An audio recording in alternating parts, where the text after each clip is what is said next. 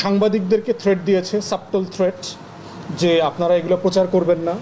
দ্বিতীয়ত হচ্ছে স্বরাষ্ট্র মন্ত্রণালয়ের পক্ষ থেকে বলা হচ্ছে যে আপনারা এটা করবেন না। যেভাবে বর্তমান এবং সাবেক পুলিশ কর্মকর্তাদের লুটপাট এবং জমিদারি, দেশের সম্পদ বানানোর যে গল্প, রূপকথার গল্পগুলো চলে আসছে, পুলিশের টপ লেভেলের বিশাল সংখ্যক অফিসাররা, বর্তমানে সার্ভিং অফিসাররা এই একই ক্রাইমে জড়িত কোনো না কোনো ফর্মে, এবং তারা প্রচণ্ড আতঙ্কিত যে তাদের কবে এই লুটপাটের গল্পটা বাহিরে চলে আসে।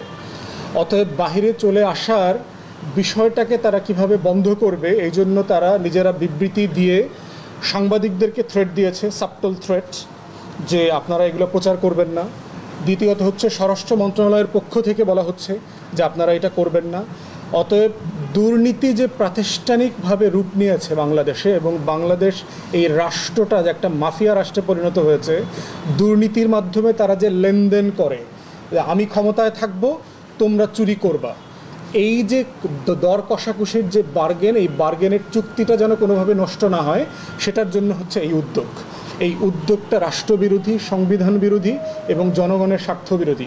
আমরা বারবার এটা সমালোচনা করেছি এবং আমরা বলেছি এটা সাস্টেইনেবল না, এটা কোনো না কোনো ফর্মে এই সোশ্যাল মিডিয়ার যুগে এক্সপোজড হয়ে যাবেই। এর আগে আপনারা জানেন যে 2018 রাতের নির্বাচনে যে সকল পুলিশের এসপিডিসি এবং টিএনওরা সরকারের টাকা খেয়ে অন্যায্যভাবে রাতের বেলা নির্বাচন করেছে, তাদের তালিকা কিন্তু বিদেশের পত্রিকাতে প্রকাশিত হয়েছে, লন্ডনে এবং আমেরিকাতে ওখানকার বাংলা পত্রিকাতে প্রকাশিত হয়েছে। অতএব সরকার যত চিঠিই দেখ, কোনোভাবে এই করাপশনের গল্প বন্ধ করে রাখবার কোনো সুযোগ নাই। এটার একমাত্র সমাধান হচ্ছে স্বচ্ছতা, জবাবদিহিতা।